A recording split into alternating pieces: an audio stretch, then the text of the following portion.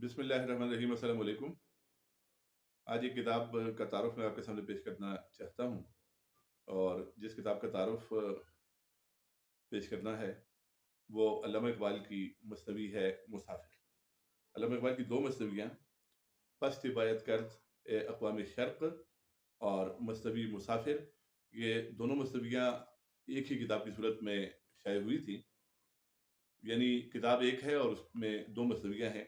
एक मसनवी का नाम है पस्त हिबायत कर्द ए अक़वाम शर्क़ और दूसरी मसनवी का नाम है मसनवी मुसाफिर। तो इसमें से मसनवी मुसाफिर के बारे में हम बात करेंगे। जब हम ये किताब खोलते हैं तो सबसे पहले मसनवी पस्त हिबायत कर्द ए अक़वाम शर्क़ मसनवी आती है, और इसका जो टाइटल है वो है पस्त हिबायत कर्द ए अक़वाम शर्क़ मा मसनवी मुसाफिर। यानी मसनवी मुसाफिर वाली लिखी और पस्त हिबायत कर्द ए अक़वाम शर्क़ की तबात का और अशात का वक्त जब आया तो उसके साथ ही इस मसनवी को भी शामिल कर दिया गया। तो मसनवी मुसाफिर जो है, ये यहाँ लिखा हुआ है कि मसनवी मुसाफिर यानी सयाहत चंद रोज़े अफ़गानिस्तान अक्टूबर 1933। अक्टूबर 1933 में अल्लामा इकबाल ने अफ़गानिस्तान का दौरा किया था, और उस दौरे का अहवाल और उस दौरे की जो यादगार है वो ये मसनवी है। मसनवी मुसाफिर की सूरत में उन्होंने अपने ख़यालात का इजहार किया है।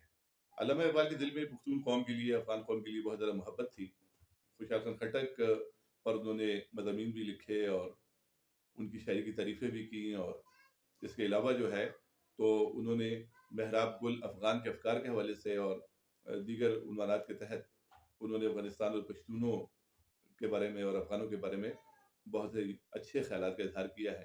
तो मसनवी मुसाफिर में भी पुख्तून कौम के साथ या अफ़गान कौम के साथ इकबाल की जो इकबाल के दिल में जो मोहब्बत थी, तो उसके का इजहार भी हमें मिलता है और दीगर मौज़ूआत भी हमें मिलते हैं। तो बात ये थी कि अक्टूबर 1933 में अफ़गानिस्तान के हुक्मरान, अफ़गानिस्तान के फरमारवा नादिर शाह ने अल्लामा इकबाल को अफ़गानिस्तान का दौरा करने की दावत दी, और इस दौरे का जो मकसद था वो ये था कि नादिर शाह ने जब इक़्तिदार संभाला तो उन्होंने अफ़गानिस्तान में जदीद तालीम की दाग़ डाली, जदीद तालीमी निज़ाम का आगाज़ किया, और इस मकसद के लिए उन्होंने काबुल में यूनिवर्सिटी भी कायम की। तो काबुल यूनिवर्सिटी के तालीमी प्रोग्राम और वहाँ के निसाब के हवाले से मुशावरत के लिए ये दावत नादिर शाह ने दी थी। तो उनकी दावत पर हिंदुस्तान से 3 दानिशवरों का वफ़्द अफ़गानिस्तान गया, जिसमें सर सैयद अहमद ख़ान के पोते सर्रास मसूद, सैयद सुलेमान नदवी और अल्लामा इकबाल शामिल थे।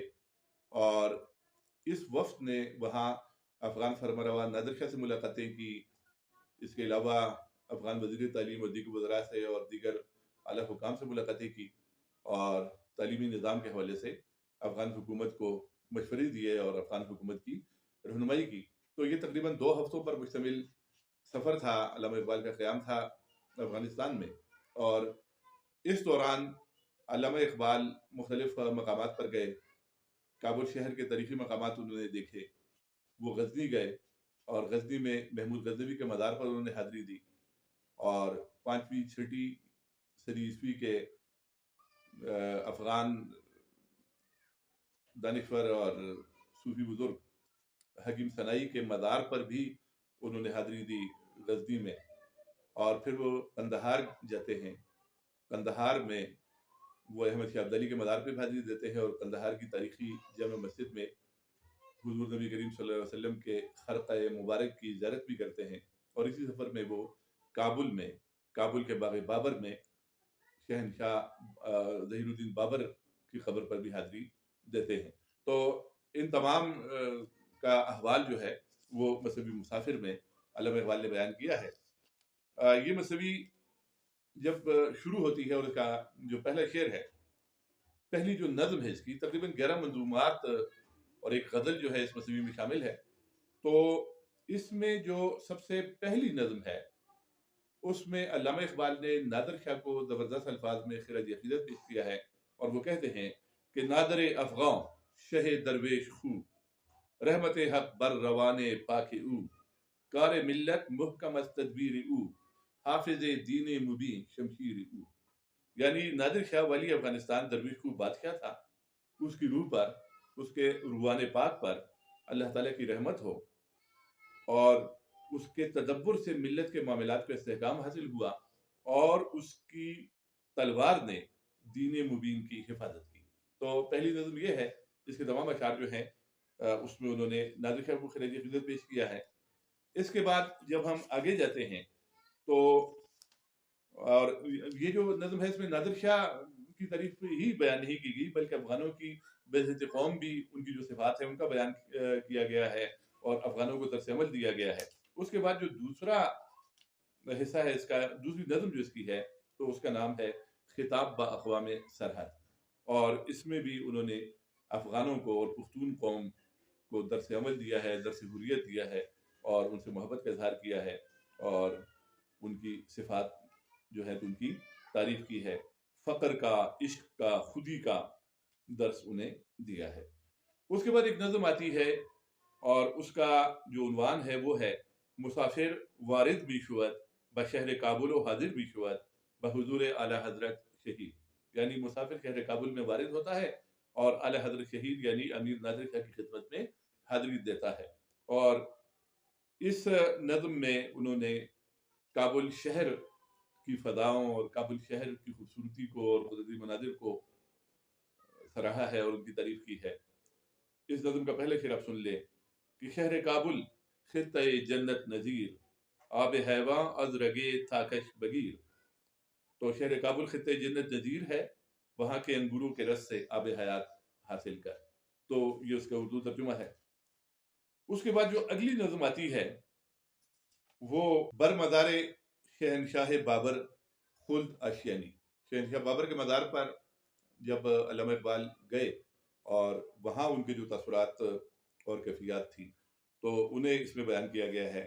اس کے بعد اگلی نظم جو اس مصنوی میں آتی ہے وہ ہے سفر بغزنی و زیارات مدار حکیم سنائی، یعنی غزنی کا سفر اور حکیم سنائی کے مدار کی زیارت۔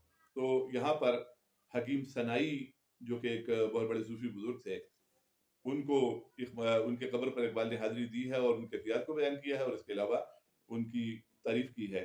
ایک دو اشعار آپ سن لے کہ آہ غزنی آہ حریم علم فن مرغزار شیر مردان کہن، یعنی آہ غزنی جو کبھی علم فن کا مرکز اور قدیم شیر مردوں کا مرغدار تھا۔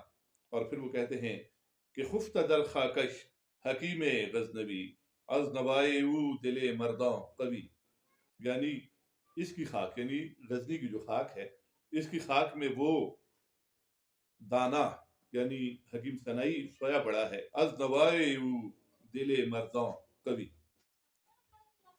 اور اس کے بعد اگلی نظم کی طرف ہم جاتے ہیں، تو اس کے بعد جو اگلی نظم ہے وہ روح حکیم سنائی آج بہشت بری جواب بھی دہت، یعنی حکیم سنائی کی روح بہشت بری سے جواب دیتی ہے۔